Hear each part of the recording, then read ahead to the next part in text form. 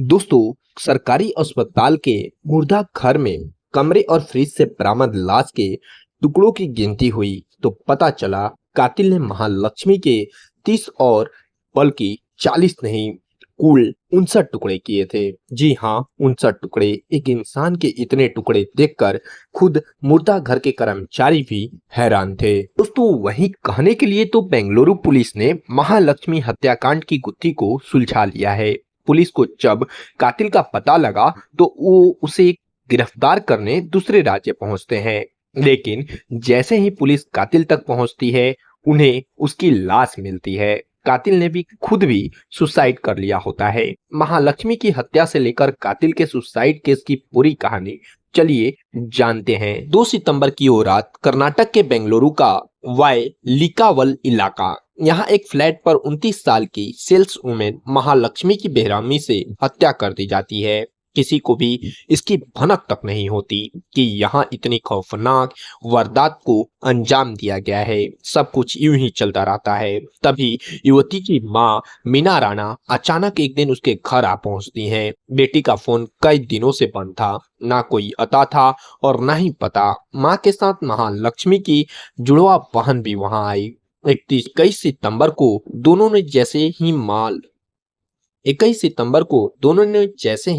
महालक्ष्मी का फ्लैट खोला, उनके होश उड़ जाते हैं। कमरे में खून धब्बे, छोटे छोटे मांस के टुकड़े और सामान बिखरा पड़ा हुआ था। बदबू इतनी कि वहां खड़ा रह पाना भी मुश्किल हो रहा था। दोनों ने देखा कि खून के धब्बे फ्रिज के पास जाकर खत्म हो रहे हैं। माँ फ्रिज के पास गई। उन्होंने जैसे ही फ्रिज का दरवाजा खोला तो बस एक चीख से निकली।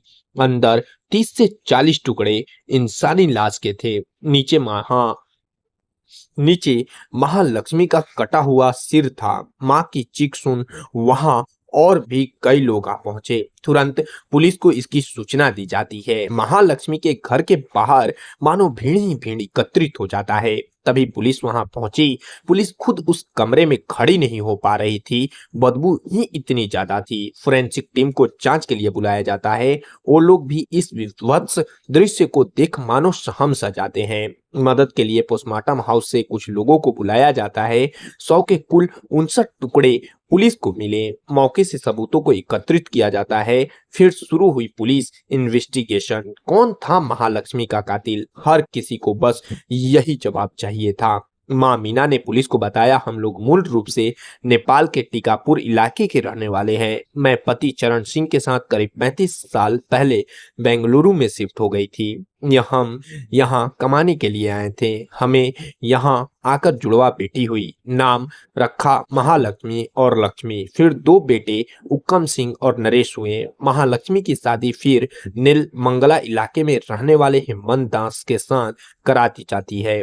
हेमंत मोबाइल रिपेयर की दुकान चलाता है। तब महालक्ष्मी ने भी एक मॉल के ब्यूटी सेंटर में नौकरी करना शुरू कर दिया। दोनों की एक बेटी हुई। लेकिन साल 2023 में महालक्ष्मी और हेमंत के बीच दूरियां आ गई। दोनों अलग हो जाते हैं।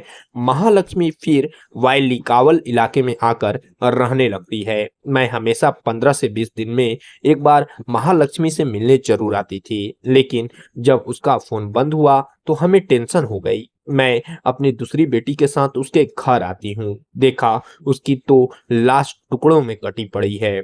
महालक्ष्मी के पति हेमंत का क्या कहना है, यह भी जानते हैं हम।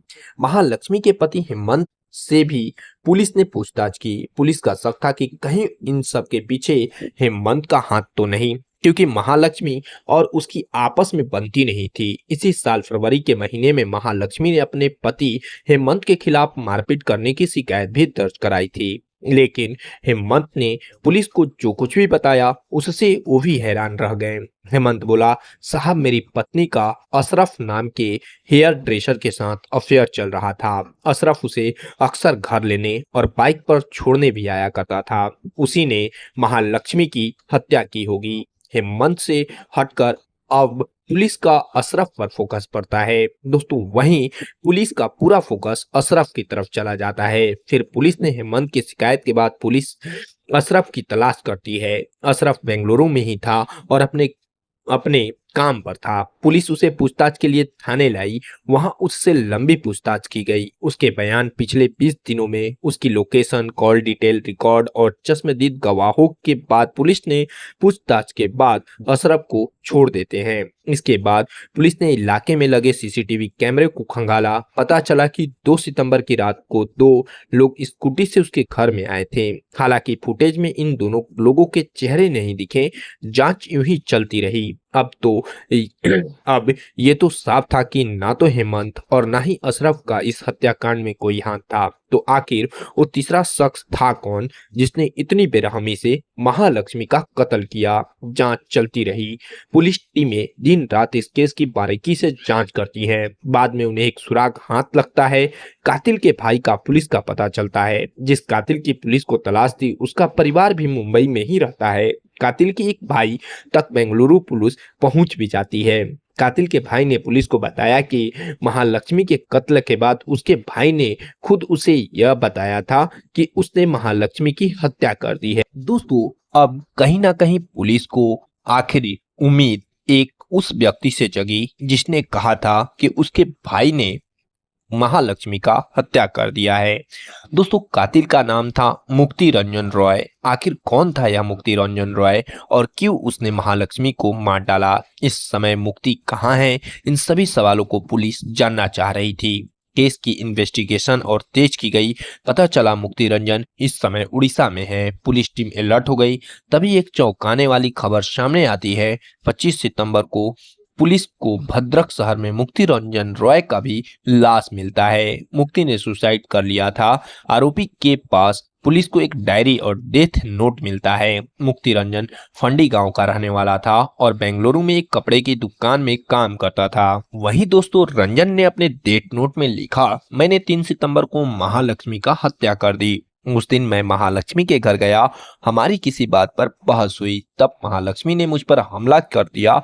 यह बात मुझे पसंद नहीं आई और गुस्से में मैंने उसे मार डाला। फिर मैंने उसकी लाश के 59 टुकड़े किए और उन्हें फ्रिज में डालकर वहां से भाग गया। मैंने कमरे को साफ करने की कोशिश भी की थी ताकि लोगों को बदबू न आए। महालक्ष्मी का व्यवहार मुझे बिल्कुल भी पसंद नहीं था। मुझे बाद में हत्या का पछतावा जरूर हुआ क्योंकि गुस्से में मैंने जो कुछ भी किया वो गलत था। मैं डर गया था, इसीलिए यहाँ भाग आया। उड़ीसा के फंडी गांव का रहने वाला मुक्ति रंजन पिछले दिन सुबह यानी 24 सितंबर को ही घर आया था। वह कुछ देर घर पर रुका और रात को स्कूटी बाइक से बाहर चला जाता है। इस बार वह अपना लैपटॉप लेकर चला गया और उसके बाद वह कहाँ गया किसी को नहीं पता।